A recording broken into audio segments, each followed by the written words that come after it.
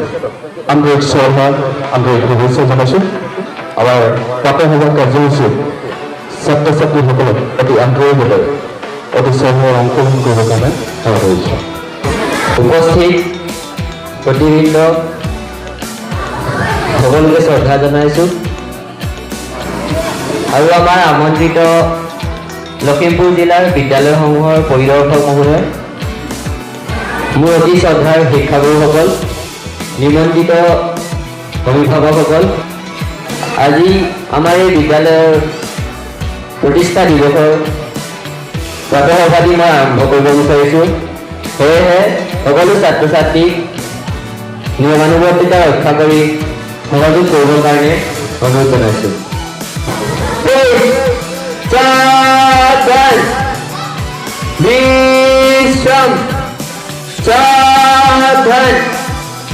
আমি আজি বন্তি প্ৰদান কৰিবৰ বাবে ভাগ্যশ্ৰী বৰুৱা আৰু পৌৰ শইকীয়াক অনুৰোধ জনাইছোঁ। লগতে আজি যি 25গৰাকী ছাত্ৰীক 25 গছি বন্তি প্ৰদানৰ কাৰণে দায়িত্ব দিয়া হৈছিলে, সেই 25গৰাকী ছাত্ৰীক 25 গছি বন্তি প্ৰদান কৰিবৰ কাৰণে অনুৰোধ জনাইছোঁ।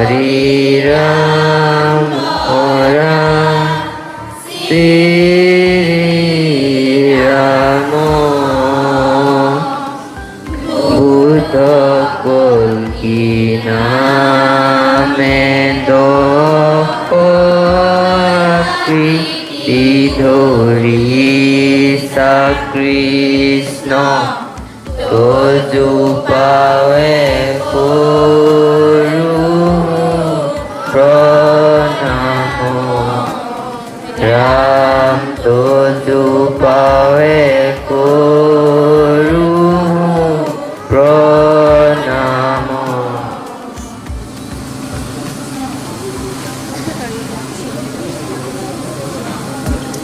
আমি 27গৰাকী ছাত্ৰীক বন্তি প্ৰদান কৰা ঠাইতে থাকিবৰ কাৰণে অনুৰোধ জনাইছোঁ।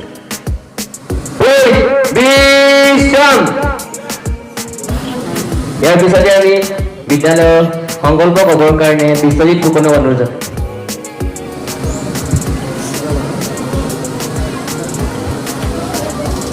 সংকল্প, এইখন আমাৰ বিদ্যালয়, বিদ্যালয়খন আমাৰ আপোন, আমি সদায় বিদ্যালয়লৈ আহিম, বিদ্যালয়ৰ নীতি নিয়ম মানি চলিম, শিক্ষাগুৰু আৰু জ্যেষ্ঠসকলক সন্মান জনাম, আমি ছাত্ৰ ছাত্ৰীসকল দেশৰ ভৱিষ্যত নাগৰিক,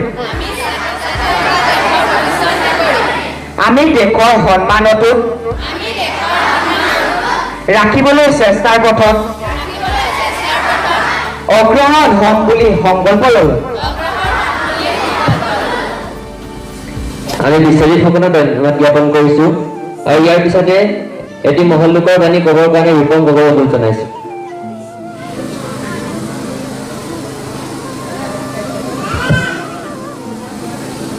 জীৱন পথত আগবাঢ়ি যাওঁতে ভুল হ'বই, ভুল কৰা, বাৰে বাৰে ভুল কৰা, কিন্তু একেটা ভুলকে দুবাৰ নকৰিবা। নিজৰ অধ্যৱসায় আৰু কৃষ্ণ সাধনৰ বলত এদিন তুমি নিশ্চয় প্ৰতিষ্ঠা লাভ কৰিবা।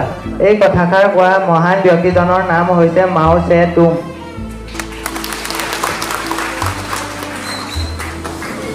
আমি ৰূপম গগৈক ধন্যবাদ জ্ঞাপন কৰিছোঁ আৰু ইয়াৰ পিছতে ইংৰাজীত এজন কবিৰ পৰিচয় দিবৰ কাৰণে মাতৃ বৰাক অনুৰোধ জনাইছোঁ।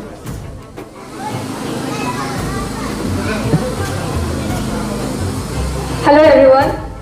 First of all, a very good morning to all of you.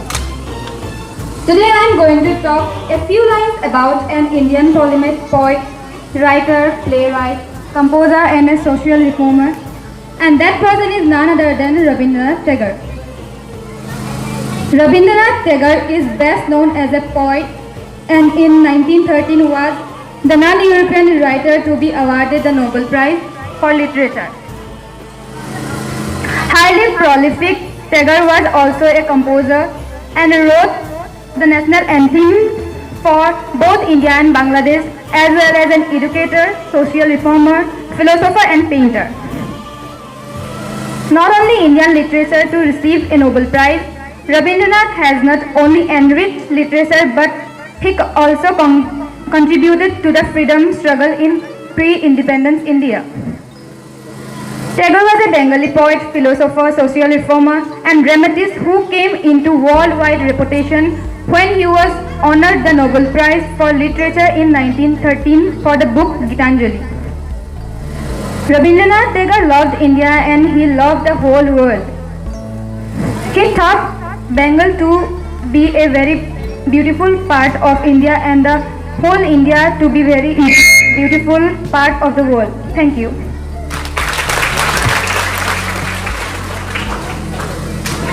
আমি মাতৃ বৰাক ধন্যবাদ জ্ঞাপন কৰিছোঁ আৰু ইয়াৰ পিছতে ইংৰাজীত কেইটামান প্ৰভাৱ ক'বৰ কাৰণে নিবেদিতা গগৈক অনুৰোধ জনাইছোঁ। নমস্কাৰ। Morning shows the day. জিমুলা বাহেতাৰ দুপাততে চিন। Charity begins at home. পৰোপকাৰ ঘৰতে আৰম্ভ হয়। Empty vessels sound much. খালী পাত্ৰৰ মাত বেছি। Better late than never. একেবাৰে নোহোৱাতকৈ পলমে হোৱাও ভাল। No smoke without some fire. জুই নজ্বলিলে ধোঁৱা নোলায়। Rome was not built in a day. ভুকুতে call নপকে। Look before you leap. আগত পিছত কি হ'ব ভালকৈ জানিহে আগতে থকা ঠাইখন এৰিবা। ধন্যবাদ। আমি নিবেদিতা গগৈক ধন্যবাদ জ্ঞাপন কৰিছোঁ আৰু ইয়াৰ পিছত অসমীয়াত এটি কবি পৰিচয় দিবৰ কাৰণে জ্যোতিষ্মা বৰাক অনুৰোধ জনাইছোঁ।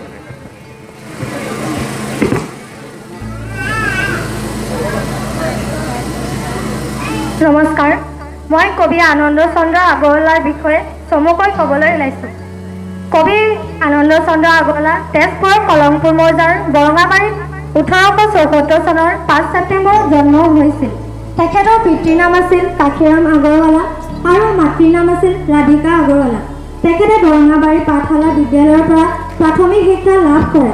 তাৰ পাছত তেখেতে তেজপুৰৰ চৰকাৰী হাইস্কুলৰ পৰা এণ্ট্ৰেন্স পাছ কৰি কলকাতাৰ মেট্ৰপলিটন ইনষ্টিটিউচন নাম লগাই যদিও পঢ়া শুনা শেষ নকৰিলে। কৰ্মময় জীৱন শিক্ষকতাৰে আৰম্ভ কৰি পাছত আৰক্ষী বিভাগত ভৰ্তি হৈ শেষলৈ জিলাৰ আৰক্ষী অধীক্ষক হৈ গ'ল। আনন্দ চন্দ্ৰ আগৰৱালা এগৰাকী কবি, প্ৰবন্ধকাৰ আৰু প্ৰত্নতত্ত্ববিদ আছিল। তেখেতে সেই সময়ৰ জোনাকী কাকতত কবিতা লিখি সাহিত্য জগতত প্ৰৱেশ কৰে। তেখেতে কেইবাটাও ইংৰাজী কবিতা ভাঙনি কৰি ভাঙনি কোৱাৰ উপাধি পাইছিল। তেখেতৰ ৰচনাসমূহৰ ভিতৰত কোমল পাত, শিশু পাত, জিলিকনি আদি উল্লেখযোগ্য। সংখ্যাত তাকৰ হ'লেও আধুনিক কবিতাৰ পৰম্পৰা সৃষ্টিত তেখেতৰ অৱদান নুই কৰিব নোৱাৰি। 1939 চনত আনন্দ চন্দ্ৰ আগৰৱালাৰ দেহাৱসান ঘটে। ধন্যবাদ।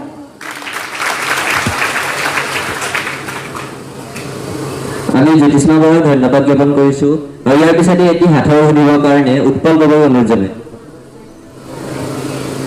এনে কি বস্তু আছে যিটো গছত থাকিলে সেউজীয়া হয় তাৰ পিছত কোলা হয় আৰু ঘৰত আনি বটলে ৰং হৈছে চাহপাত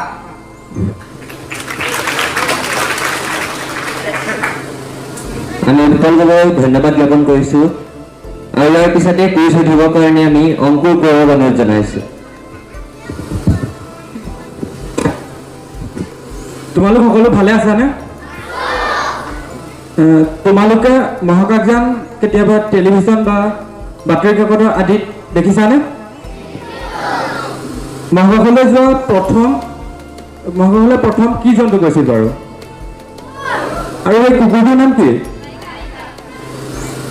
আৰু চন্দ্ৰপৃষ্ঠত কোনে প্ৰথম ভৰি দিছিল সেই মানুহজনৰ নাম কি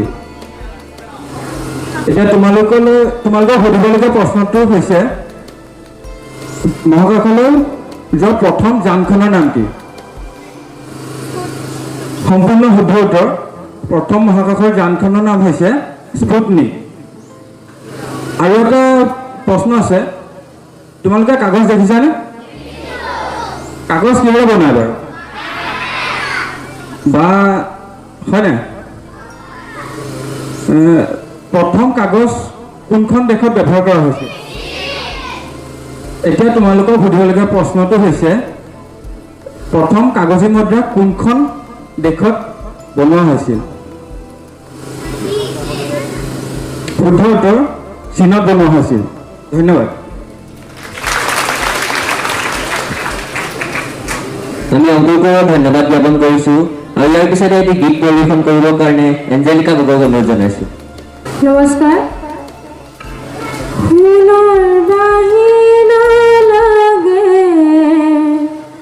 ৰূপৰ বাহিনা লাগে মোহন বাহিনা লাগে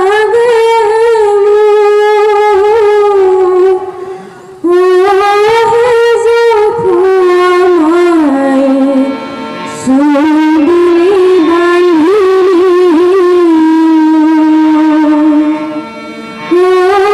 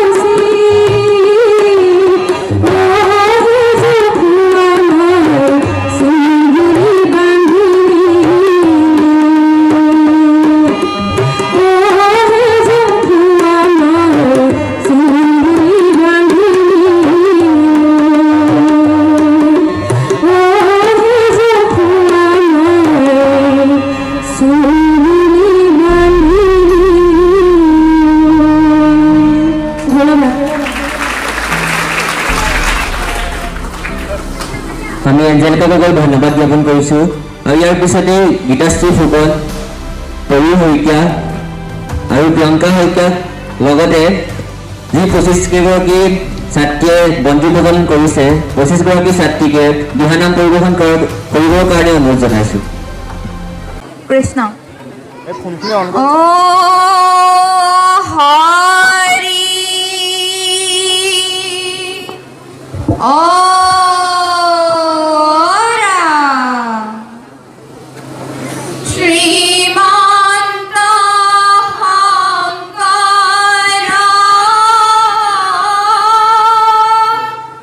হৰি ভকতৰ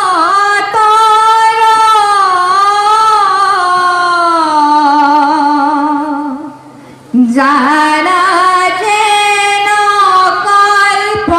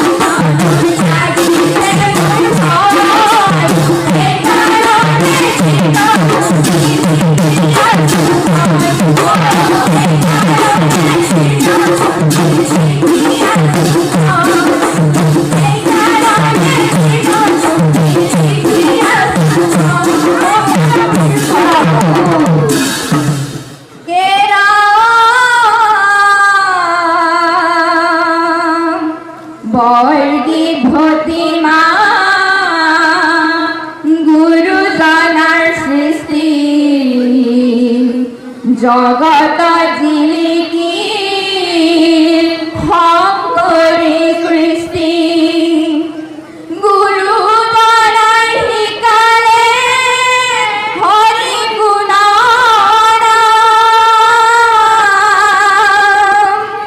হেহি হৰি গুণ নাময় অমৃত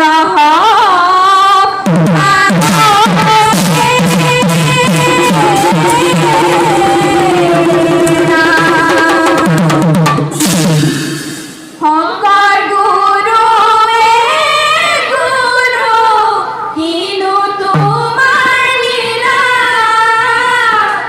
নাম ধৰ্ম ভক্তিৰ ফল অমিয়া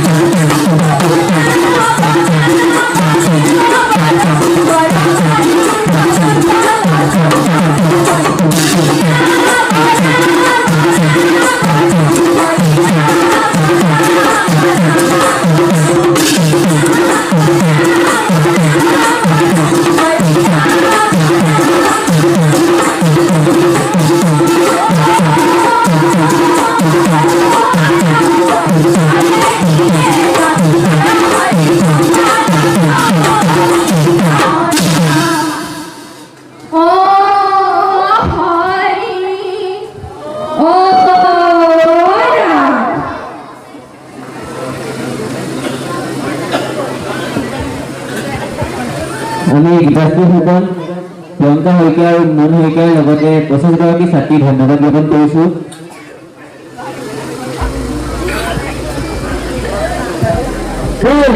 সাৱধান বিশ্ৰাম সাৱধান ৰাষ্ট্ৰীয় সংগীত চাব পাৰোঁ।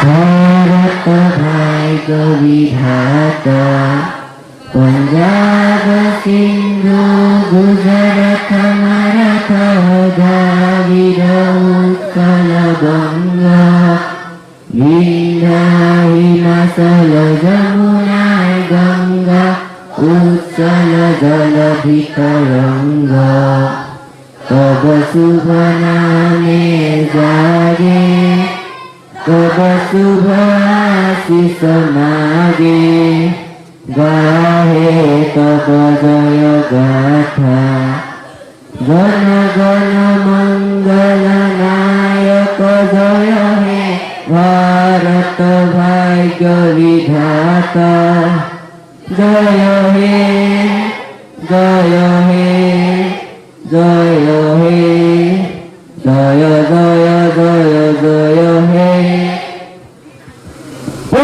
বিশ্ৰাম। আমি ইয়াৰ পিছৰ কাৰ্যসূচী পৰিচালনা কৰিবৰ বাবে মাননীয় নবীন বৰা ছাৰক অনুৰোধ জনাইছোঁ। কৃষ্ণ কেন্দ্ৰীয় আহতগুৰি উচ্চ মাধ্যমিক বিদ্যালয়ৰ পঢ়া শিক্ষক মহোদয়ৰ প্ৰমুখ্যে মোৰ সতীৰ্থ শিক্ষাগুৰুসকল আৰু আজি পঞ্চবিংশতিতম বিদ্যালয় প্ৰতিষ্ঠা দিৱসৰ বাবে আমন্ত্ৰণ কৰি অনা আমাৰ লখিমপুৰ জিলাৰ বিদ্যালয়সমূহৰ পৰিদৰ্শক ডাঙৰীয়া প্ৰমুখ্যে বিভিন্ন বিদ্যালয়ৰ পৰা আমন্ত্ৰণ কৰি অনা বিদ্যালয়ৰ প্ৰধান ছাৰসকল, আমি গতানুগতিকভাৱেই আমাৰ প্ৰাৰ্থনা সভা এনেদৰে পৰিচালিত হয়। আমাৰ দুটি কাৰ্য আমাৰ হাতত আছে এতিয়াও। আমাৰ আদিগুৰু পিতৃ মাতৃ, আমি পিতৃ মাতৃক প্ৰতিদিনাখনে 4গৰাকী বা 5গৰাকী পিতৃ মাতৃক নিমন্ত্ৰণ কৰা হয়, কিন্তু আজি প্ৰতিষ্ঠা দিৱস কাৰণে আমি আমাৰ বিদ্যালয়ৰ 25গৰাকী অভিভাৱকক বিদ্যালয়ৰ ছাত্ৰ ছাত্ৰীসকলে সেৱা প্ৰদান কৰিব আৰু অভিভাৱকসকলে ছাত্ৰ ছাত্ৰীসকলৰ উন্নতিৰ অৰ্থে আশীৰ্বাদ প্ৰদান কৰিব। আমি 25গৰাকী ছাত্ৰী আমাৰ উত্তৰ দিশত থকা অভিভাৱকসকলক ওচৰলৈ গৈ সেৱা নিবেদন কৰিবৰ কাৰণে আহ্বান জনাইছোঁ। আমাৰ ছাত্ৰ ছাত্ৰীসকলক তেওঁলোকৰ অভিভাৱকসকলক সেৱা কৰিবৰ কাৰণে আমি আহ্বান জনাইছোঁ। কৃষ্ণ হৰি ৰাম। আমাৰ প্ৰতিগৰাকী অভিভাৱকে তেওঁলোকৰ ছাত্ৰ ছাত্ৰীক কৃপামূলক আশীৰ্বাদ বৰ্ষণ কৰিবৰ কাৰণে আহ্বান জনাইছোঁ। কৃষ্ণ হৈছে। আমি অন্য দিনাখনৰ দৰে আজিও গুৰু সেৱা কৰিব বিচাৰিছোঁ। শিক্ষাগুৰুসকলক, আমাৰ বিদ্যালয়ৰ শিক্ষাগুৰুসকলক মঞ্চলৈ যাবৰ কাৰণে আহ্বান জনাইছোঁ। আমাৰ 25গৰাকী ছাত্ৰ ছাত্ৰী আমাৰ মঞ্চলৈ প্ৰৱেশ কৰিবৰ কাৰণে আহ্বান জনাইছোঁ।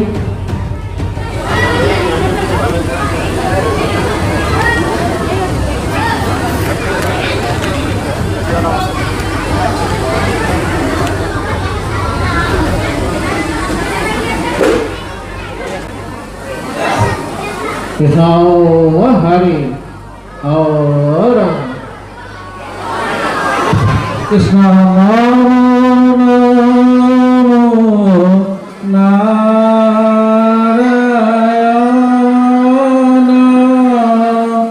প্ৰকনয়োগ হৰি কৰিয়োগ মায়া কনে জান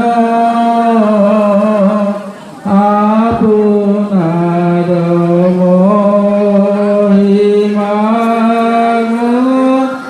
আপুনি বেগত কৰি জীৱক কৰি উপৰি প্ৰাণ জীৱক কৰি উপৰি প্ৰাণ। কৃষ্ণ হৰি ৰাম। গুৰুদেৱ নাম ভকতে চাৰি বস্তু প্ৰসন্ন হৈ অভয় সেৱা ভাগি দোকানী চৰণত সামৰি লৈ কৃপা কৰিব প্ৰভু। হৰি ৰাম। কৃষ্ণ কৃষ্ণ। আমাৰ গুৰু সেৱা ইতিমধ্যে শেষ হৈছে। আমাৰ 25গৰাকী ছাত্ৰী নিজৰ নিজৰ স্থানলৈ আহিবৰ কাৰণে আমি আহ্বান জনাইছোঁ।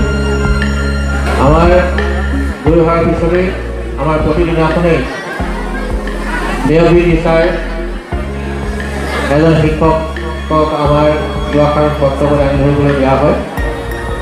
আজিৰ প্ৰাৰ্থনা সভাৰ বাবে আমাৰ হেমন্ত শইকীয়া ছাৰক দুআষাৰ অতি চমুকৈ বক্তব্য ৰাখিবৰ কাৰণে আহ্বান জনায়। নমস্কাৰ।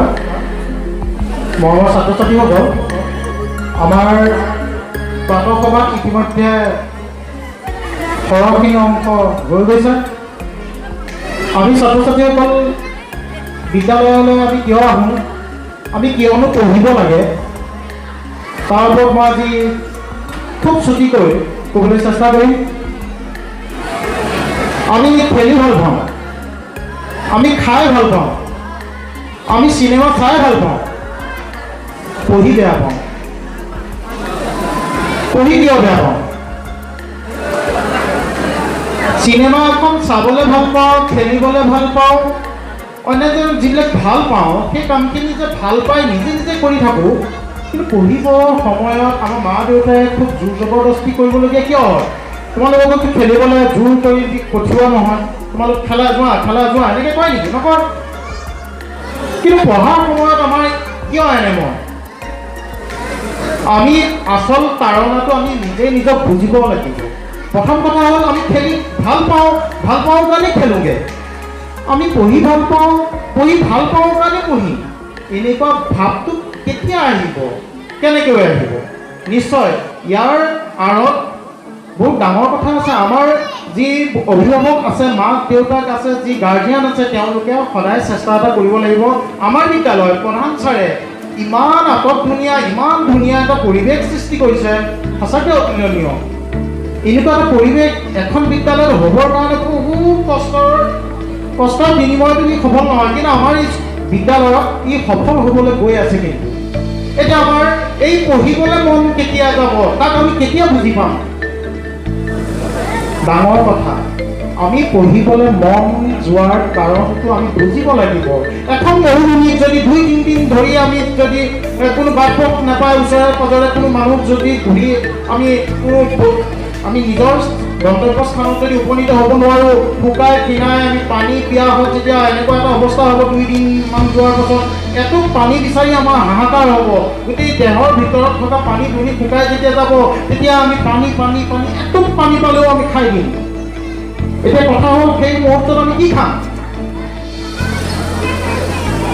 সেই মুহূৰ্তত নিশ্চয় আমি প্ৰস্ৰাৱ যদি কৰোঁ, প্ৰস্ৰাৱো খাই দিম। আৰু ডাঙৰ কথা, আমাৰ যদি এনেকুৱা এটা তাৰণা কৰোঁ, আমি নিজৰ তেজো খাবলৈ বাধ্যত পৰিম। এইটো যে আমি এতিয়া সাধাৰণভাৱে নিজৰ প্ৰস্ৰাৱটো খাম নেকি? নাখাওঁ। আমাৰ নিজৰ তেজখন খাম নেকি? নাখাওঁ। কিন্তু এই যে তাৰণাত পৰি সেই মৰুভূমিখনৰ মাজত কিয় প্ৰস্ৰাৱটো খাই দিলোঁ, কিয় তেজখন খাই দিলোঁ, খাবলৈ কিয় মন গ'ল, এতিয়া কিয় মন নাই? তাৰণা।